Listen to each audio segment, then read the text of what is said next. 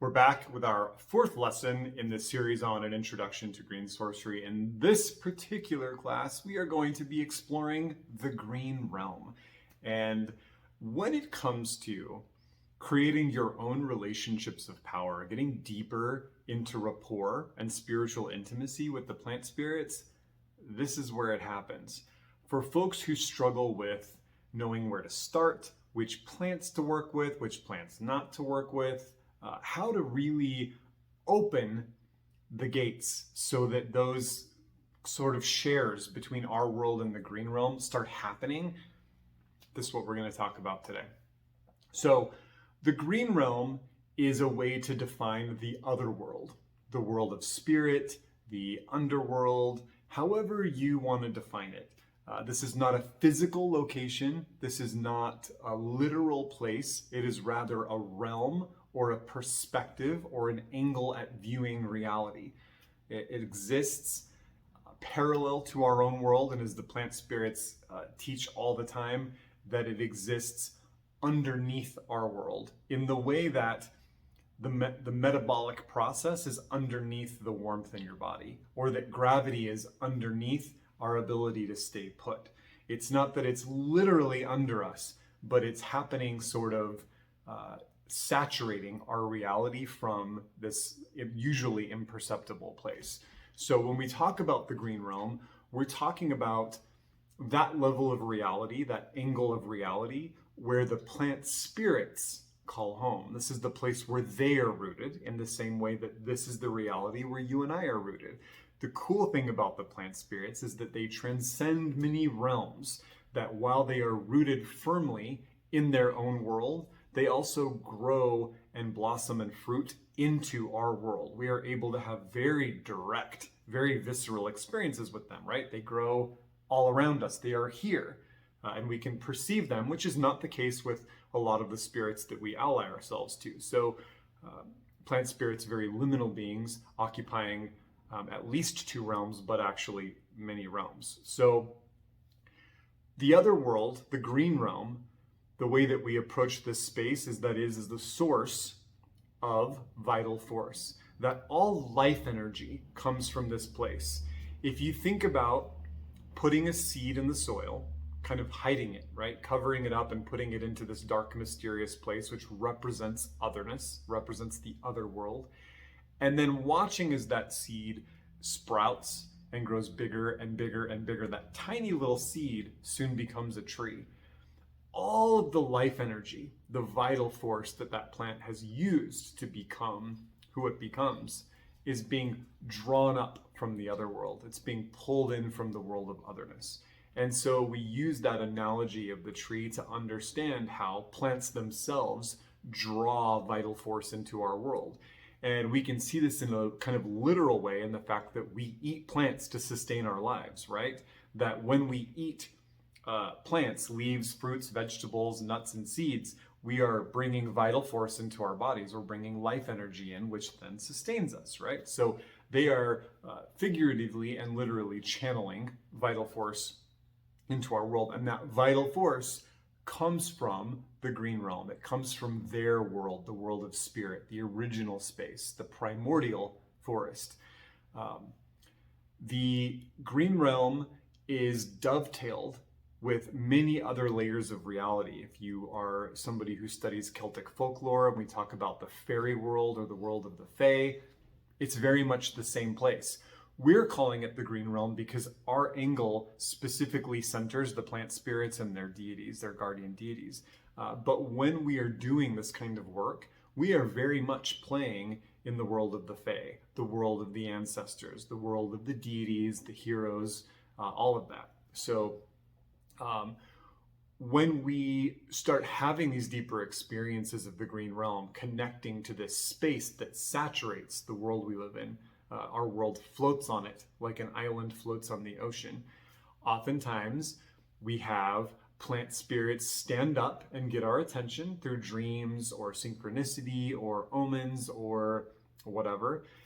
We also find that people will have different deities or gods or heroes that sort of come through. Oftentimes in our work, they're deities that are related to agriculture, plant medicine, herbalism, herbal magic, viticulture, all of that. Sometimes not. But again, we're playing in the world of spirit, so we will very much have experiences where the spirits speak to us, and the spirits of many, many different natures, which is very cool.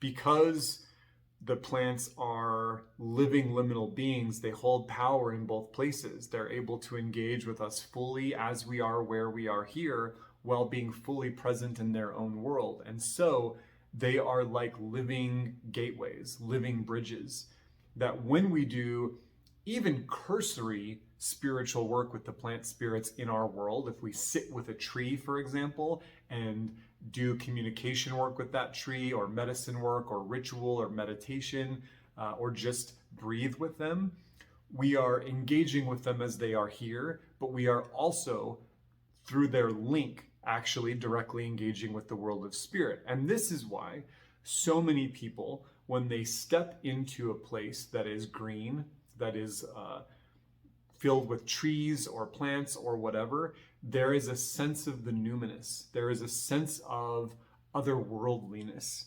Sometimes it comes through in the form of awe and reverence. Sometimes it comes through in the form of terror and panic. Sometimes it's just that we step into a grove or a forest or even a garden and feel as though we are surrounded by presence, right? There's a sense of the numinous, of the light.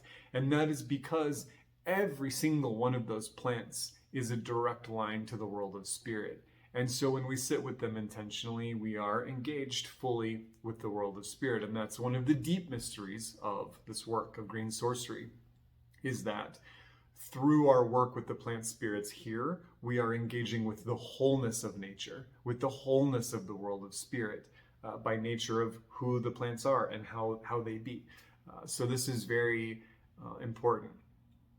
The most important takeaway from this lesson that I really want to give you is this, that as you come to know one plant deeply, as you spend seasons, months, years learning one plant, sitting with them, stewarding them, watching them as they grow through their various cycles in nature, taking their medicine, maybe cooking with them, reading their lore, all of that. You come deeper and deeper. The plant, you start dreaming the plant inspires you with thoughts and information. Maybe in communication, you're able to dialogue directly with the spirit of this plant. When we start cultivating and nourishing these deep relationships with individual plants, we actually blow open the hedge that normally separates our world from the other world, and we are able to access the plant spirits all. And you'll hear me use this term a lot in classes, the plant spirits all, meaning that when you're in relationship with one plant, it opens up the ability to be in relationship with all plants. That the plant you are now connected to can very easily introduce you to their friends, or bring in the virtues, the personalities, and the presences of other plants, or simply act as a gateway or an icon, so that when you're sitting with that individual plant, there is a sense that you are surrounded by all of the plant spirits, every plant spirit that exists, which is a very powerful feeling. And it's a space where we're able to create a deep kind of magic, a deep kind of medicine, because we are in those moments with one foot firmly in this world and one foot firmly in the green realm.